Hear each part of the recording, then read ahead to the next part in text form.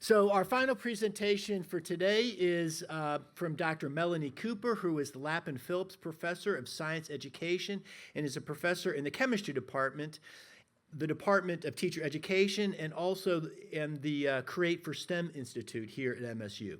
Recently, Dr. Cooper was awarded the National Academy of Education Award, an award given to select researchers dedicated to advancing high-quality education, research, and policy. And I'd like to point out, my understanding is she is the first chemist ever to win this award, so really quite an achievement.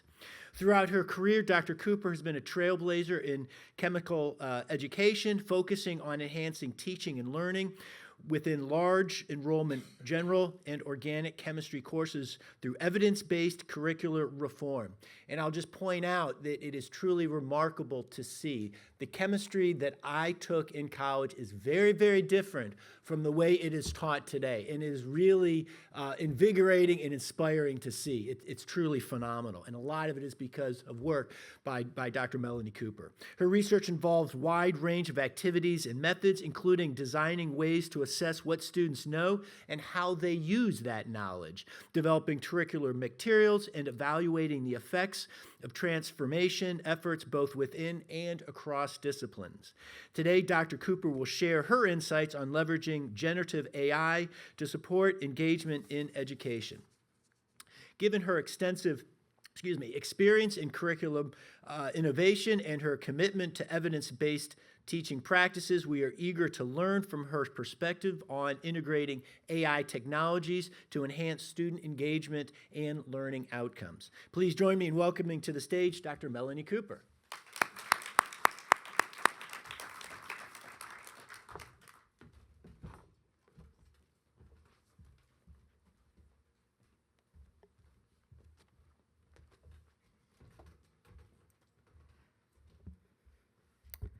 Well, thank you very much. It's really a pleasure to be here, and I think you'll agree with me that this has been a series of wonderful, informative, and illuminating talks, and I hope I can carry on this tradition. So first, what I want to do is to just say a little bit about who I am and why I'm here. I am a professor in the chemistry department, but my research area is discipline-based education research. I look at how people learn chemistry and science and try to design better ways to help them learn. And we've done a huge amount of work on this. The work is supported by a large cast of characters, and here's just a few of the people who've worked with me over the 10 or 11 years that I've been at MSU, and a large number of faculty across many disciplines. We have really worked very hard to transform the way science is taught. However, we are in a new era, and I have no doubt that this is a hugely disruptive era, the era of artificial intelligence. And Dirk had really good slides talking about this. Artificial intelligence is that broad, overarching definition. We're trying to simulate human intelligence by machines. Machine learning uses data to train algorithms. I am not a data scientist, but I just want to give you kind of a broad view. Deep learning, we're looking at statistics and predictive modeling. And then generative AI, these are the large language models like ChatGPT that actually create new content. And most of this artificial intelligence work is the purview of data scientists and other scientists working with them. But generative AI just leapt onto the scene. Okay, it's used by everyone. The barrier to entry is very, very low, and ever since it was released, somewhat over 2 years ago now, we have seen remarkable and rapid increases in its power. So I have a disclaimer here. Whatever I have to say is going to be outdated within 6 months. This talk is obsolete. You probably heard of Moore's Law, which is the idea that computing power doubled every 2 years for a while, and it slowed down a bit. Moore's Law for AI is 7 months at the moment. Its power doubles. And if you don't keep up with it every week, something new happens. So in 2024, we published a paper that addressed some of the problems with AI that have been talked about and I'll talk about. The methods that we used are now obsolete. So this paper is obsolete. But the message of this paper is not. And the message was, let's not squander the power of AI by doing business as usual, because we're in for a huge problem if we do. So those early AI systems had some well-known problems. I'm sure you've all heard about this. They hallucinate. They make things up because they're probabilistic models. But the newer models, the reasoning models that have been released, and specially trained systems that we typically use in education for sure, which are allow the model to call on your own materials, tend to mitigate some of these problems. So this is less of a problem at the moment. The data is not secure. And in education, this is a huge problem because we're talking about student data.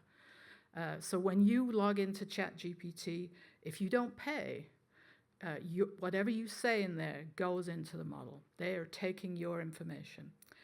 If you pay, you can turn that off, and they say it's not, but maybe you don't know. You have no idea what's going on. Education institutions have been pretty slow to address this concern, and I'm happy to say that now MSU is starting to do this, but it's been slow, and as you'll see, our students are way ahead of us.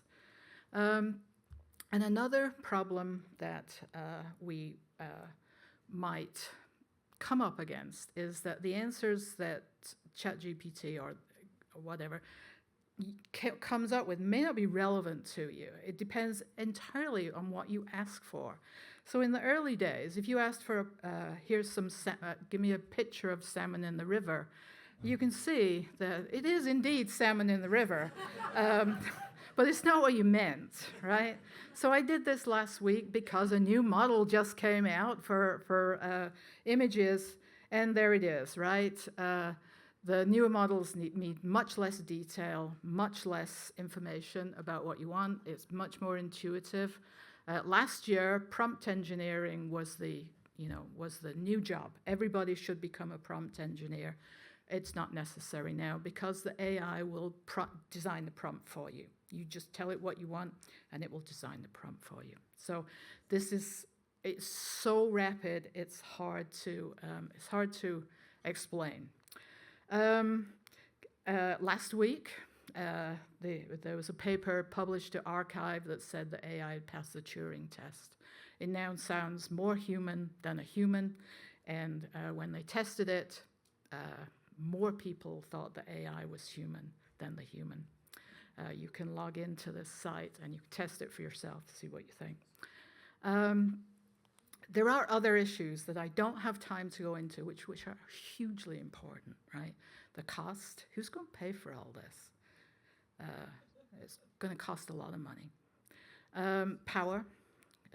Where's the power going to come from? These companies are starting to reopen nuclear power stations. Those power stations had 3 Mile Island is being reopened. And the ethics of using large language models that scrape the internet for copyrighted material, and they're still doing it. They're still doing it on illegal databases. Is it ethical? So I don't have time to talk about that, but we certainly should be talking about that because there are no guardrails on generative AI at the moment. There we go, sorry. Cost, power, and ethics are the problem. Okay, so despite the obvious affordances, we don't really know. We haven't come to consensus on its role in education. We don't have much evidence, and that's what I'm about.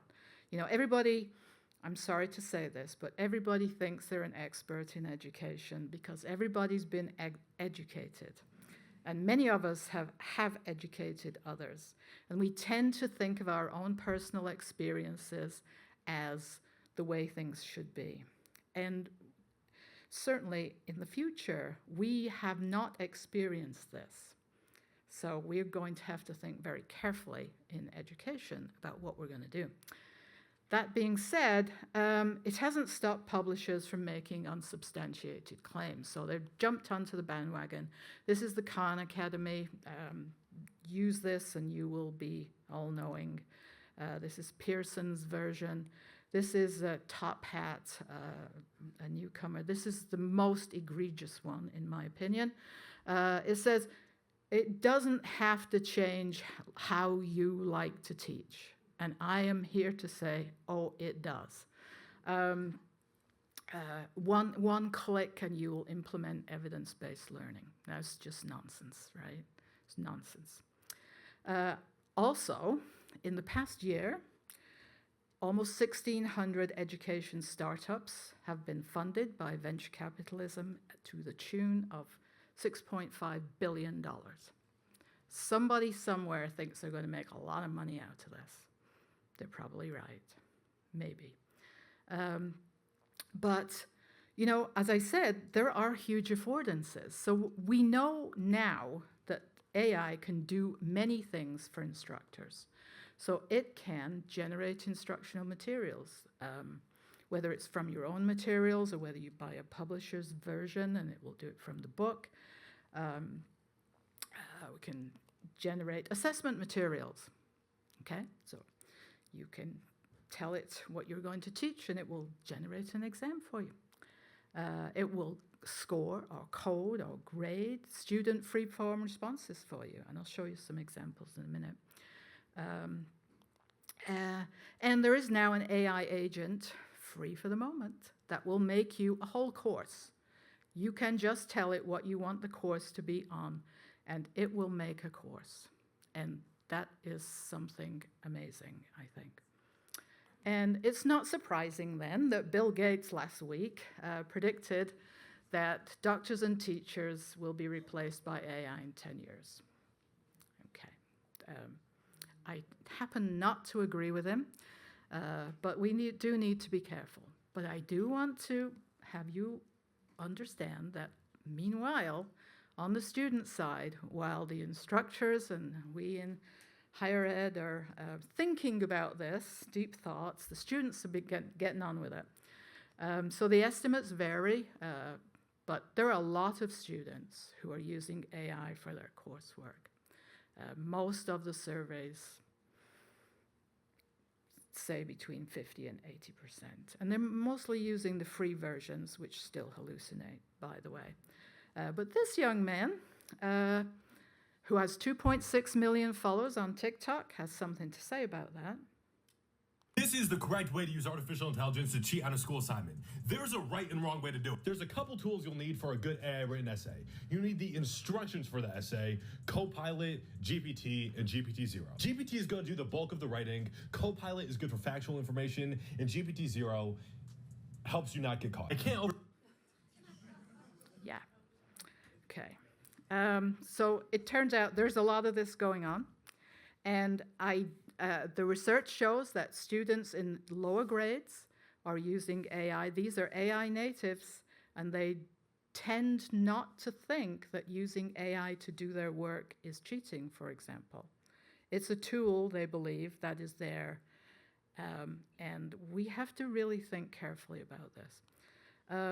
But some students have a more nuanced view. So for example, this student says, AI is taking over learning, but are we actually learning anymore? So it's like I have an illusion that I understand something where I actually don't. And I think that this is true, right? These are thoughtful students. These are essays that were posted on a Substack about this particular area. But we have to make it clear to students to help them understand that asking AI for the answer is not going to help them learn. Not going to help them learn. Okay. So this idea of the illusion of learning, the instructor is going to use AI generated course materials in the future, according to the publishers. The students are going to use AI to study and complete assignments, and then the instructors are going to use AI to grade those assignments. So who's doing the work here? And is there any learning taking place? And I think we have to come to terms with the fact that if we continue with business as usual, the potential to bypass learning, which is hard, is really strong instead of enhancing learning. There were problems with business as usual before AI, so I don't want to hand this all to AI. So this is a study that was done over 10 years, not MSU students, but what they did was they looked at the impact of doing homework on the course grade.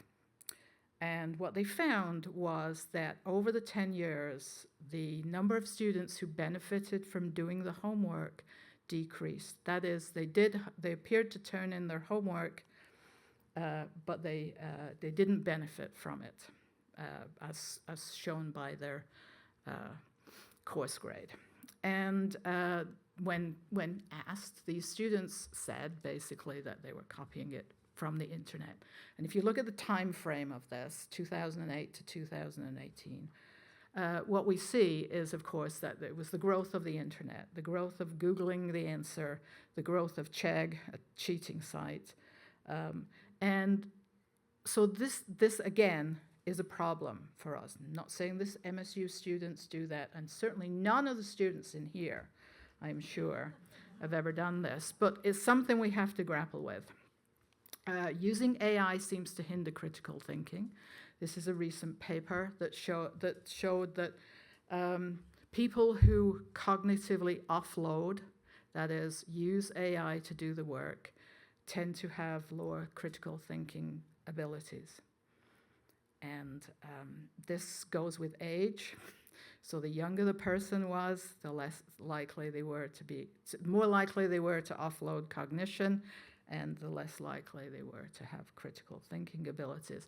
And yet, ever since I have been teaching, employers have always said the same thing, right? They're asking for applicants who have the ability to think analytically, innovate, learn independently, solve complex problems, analyze, and think critically. Okay. So, is there a path forward? I hope so. I hope so, or else we're doomed. So in the past, our work has focused on supporting student use of knowledge rather than knowing things. We want people to know what to do with that knowledge, and that's one way to describe critical thinking. The courses we developed are chemistry, life, the universe, and everything, and organic chemistry. And we have an online homework system called Be Socratic. And I should say that my collaborator in this is Mike Klimkowski, who is a molecular biologist at UC Boulder, who is a new grandparent. I don't think that's his normal reading matter, but you never know. Anyway, so we spent a long time on this. We've got a ton of data showing that students are really benefiting from being in these kinds of courses where we emphasize use of knowledge. And last year, I was able to get I was awarded a grant, another grant from NSF, to look at how we can integrate AI into these kinds of systems. And we want to help students connect and use their knowledge. And so, for example, this is the kind of thing that we want students to be able to do. Why can geckos walk up walls? You know, it's not because their feet are sticky. It's because their feet have a huge surface area because of very small hairs on it that allow very, very tiny intermolecular forces to attract and attract the wall. But to understand this, we need to start at the atomic and molecular level, which is, of course, the problem with chemistry. You have to understand everything at the atomic and molecular level. So here's an example of an activity that we have students do for homework, where we ask them to tell us, how can two uncharged things stick together? What's the mechanism by which this happens? So we ask them to draw a model, and we ask them to explain it, all right? But we teach thousands of students, and you can see that they're different. Every single one is different. This is why, multiple choice questions are so common, because we don't have to worry about this kind of thing. Everybody has to choose one answer. So there are various gradations of being right. So what can we do? So we can have AI bots provide immediate feedback for instructors. So we can already do this. And what we see, this is from my class last fall, is about half of the students have correctly identified what's going on here and also correctly identified the mechanism. But it also gives me information about what's wrong, and I can work with students, our graduate TAs and our learning assistants, and can also do that. I will point out that we've done some machine learning work on this, and in 2020 we published a paper. We needed 700 human-coded responses to train the algorithms before we could get good agreement.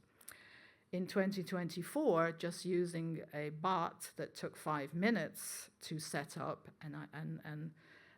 the coding was more reliable with no human-trained responses. I mean, we compared them afterwards, but it was much more reliable than the thing that took many, many humans and several years to do, 5 minutes. Yeah, so it is transformative. But what about feedback to students? We're always told, well, we should give feedback to students. Bots can provide feedback individually. The question is, how do we make that effective? So here's this explanation again. Oh, here it is. If you just asked a reasoning model, so this is ChatGPT 01, to give feedback, here it is. It's a lot. Don't read it. It's a lot, right? And here's the feedback on the drawing. It can read drawings as well. It's a lot. And it turns out that when we look at the research on is feedback effective, turns out not so much. It turns out that students often ignore even timely, targeted, and actionable feedback. And perhaps, I wouldn't blame them if they got that feedback. I wouldn't look at it either. So we need to rethink what we mean by feedback. We need to think about a process which helps the learners make sense of the information. Feedback can be a mechanism for changing the behavior of the students, because that's what we need to do in many of these large enrollment courses where students think of them as a barrier to their career. We need them to understand that they have to start developing these habits of mind, and using an AI to do the work is not going to help them out. So the feedback, really effective feedback, involves a dialogue. And we can do that, right? So and this is mainly what the NSF research grant's about. So here's a dialogue. Again, don't need to read it. The green bits is the human and the rest is the bot. And it's coaching the student through the response. Now, we don't know how students behave with this. This is an important thing, because we don't want students to try and circumvent this. We want to get to where this is the normal way for thinking about how to learn. And it turns out feedback doesn't have to be in a written form. So this is a different system. This is free. Google, it's called Notebook LM, and what it can do is to make a podcast of materials. So I loaded up the book for Clue, and so I want you to listen to it. Bearing in mind, this is all artificial intelligence generated. These voices are not human, except mine. All right. All right, I'll You know that line from Joni Mitchell, "We are stardust, we are golden." Well, today we're diving deep into that very idea. Oh, wow. Using a chemistry textbook as our map, we're going to trace a journey from the Big Bang all the way to the amazing materials atoms create. Okay. Like diamonds and graphite, which are both made of carbon. We'll uncover how atoms create color. Oh, hey, our listener wants to join in. What's up? Yeah, did you say that diamond and graphite are both made of carbon? Yes, absolutely. You heard that right. It might sound surprising, but it's true. Both diamond and graphite are pure forms of carbon. It really highlights how different arrangements Of the same atoms can lead to vastly different materials. it's all about how those carbon atoms connect. So we've got this universe, unbelievable.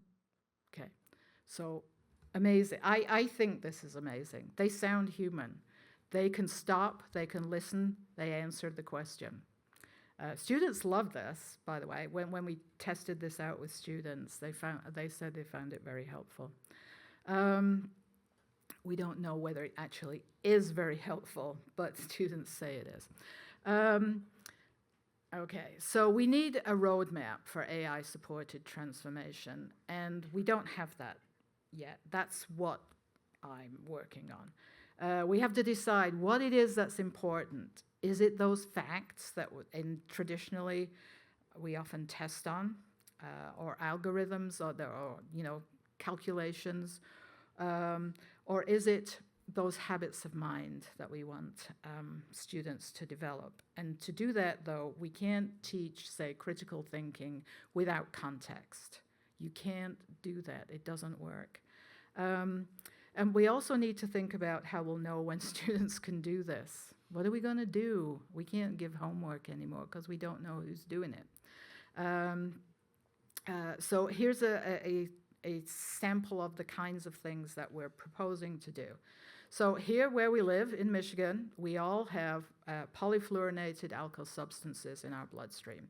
It's really quite polluted, and it's really a huge problem. It's a problem worldwide. And to understand why, we can use basic chemistry principles. It's all chemistry, except for the why it's so toxic. That's environmental toxicology and so on. But to understand why we use them, why do we use them for these purposes? They're ubiquitous. And why can't we get them out of the water? Why are they in the bloodstream, and why don't they go away? All of these questions we can answer by using basic chemistry principles. So we can ask these questions and then help them drive student learning. So we can scaffold the learning so that it comes up to answer these kinds of questions, and even societal questions, a hugely important skill is being able to evaluate potential solutions to problems. We need to figure out which is the way we want to go. We want people with these kinds of skills, and AI is a way to get us there. But to do that, we have to abandon some of the old school ideas that we have. I also want to point out that how will we going to know when students can do these kinds of things? We've got thousands of students, so we can't ask them a multiple choice test, because you can't test this kind of learning like that. Certainly, if you've taken the MCAT recently, you know all about secure exams, but do we want that kind of thing going on all the time in college? Maybe it's as simple as an oral exam facilitated by a chatbot. Okay? We could do that for thousands of students, maybe. So we're also going to take a look at that. We have not done that, but it's an idea. So just a quick summary. AI is here. We have to deal with it. We're at the cusp of a new era. We're right at the top of this hype curve for sure. But it's not going to go away. Many of the jobs that students are training for now are already obsolete. It's a problem. it has the potential to raise the standards, to help us really help students learn how to use their knowledge, but only if we use it appropriately. We can't carry on with business as usual much longer. Otherwise, we're in danger of losing a generation of students. I don't know if you've seen the film Idiocracy, but we don't want to go there if you have seen it. And education, I believe, is too valuable to leave to for-profit entities. Okay, so just remember, we're flying this airplane while we're building it. We have no idea what it's going to look like tomorrow. They keep changing the model, and every time we do something, something changes. So this is a rapid fire thing that's going on. So I hope that I have kind of given you some food for thought, if not many answers. I want to acknowledge all the colleagues that I have bored to death with my discussions of generative AI, and those and we have a lot of collaborations going on. The B-Socratic software engineers have been great. I would like to thank very much NSF for having faith in me to do this, and I hope NSF can continue this kind of work because it's really important.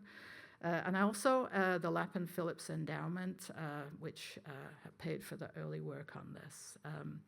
We can't move fast and break things in education because the things we're breaking are people. So thank you very much.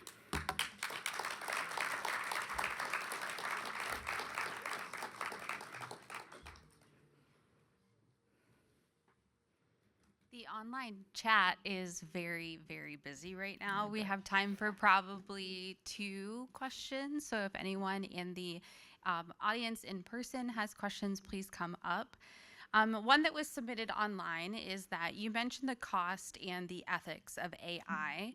Do you include the drawbacks from using AI in proposals that also include the potential benefits of using AI? Can you say that again?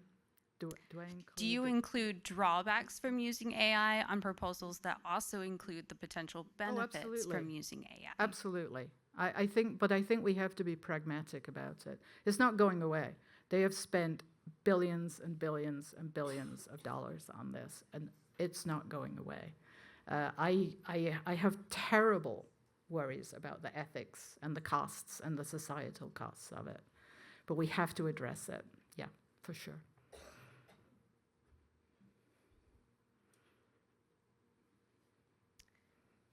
What strategies are being used to ensure that the misunderstandings about AI's capabilities and limitations don't lead to misuse or over-reliance, particularly where students are concerned? That's a great question. And we all have statements in our syllabi. I don't think higher ed has done enough to grapple with this at all. We're just now getting to the stage where we have the potential for a walled garden, if you like, which is what we really need. We need to be separated from ChatGPT. Every student has the opportunity to use Copilot right now. And if MSU oversees it, or the educational institutions oversee it, then that aspect of it, their data privacy is covered. But the use of, and you can see from the quotes from the students, and I talked with a student yesterday about this, and I think students are very aware that they are going to start being shortchanged shortly. Certainly the students who want to learn. And, pragmatically, I wish everyone were like the student that I talked with yesterday, who was just, and the students here. But there are students who will slide by because it is so easy and the entrance is so low to it. It's so easy to use. We can go back. That one option is to go back, and we go back to the way we did things in 1970, We'll all use pencil and paper, and we won't use the internet, and we won't. But we can't do that, right?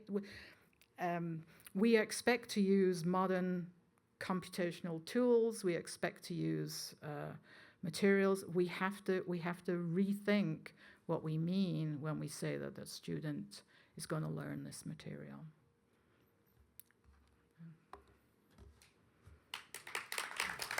Thank you, Melanie.